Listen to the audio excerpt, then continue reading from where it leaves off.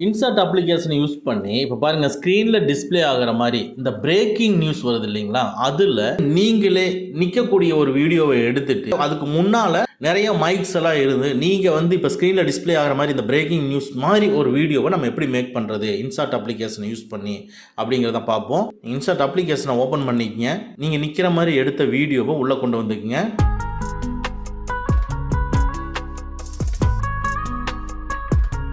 அதுக்கப்புறமா மெனுவை மூவ் பண்ணி பிஏபியை கிளிக் பண்ணி ஆல்பம் மெட்டீரியலை கிளிக் பண்ணி அதுக்குள்ளே க்ரீன் ஸ்க்ரீனை கிளிக் பண்ணிவிட்டு இப்போ க்ரீன் ஸ்க்ரீனுக்குள்ளே அப்படியே லைட்டாக ஸ்க்ரோல் பண்ணினீங்கன்னா பாருங்கள் பிரேக்கிங் நியூஸ் எஃபெக்ட் புதுசாக டிஸ்பிளே ஆகுது.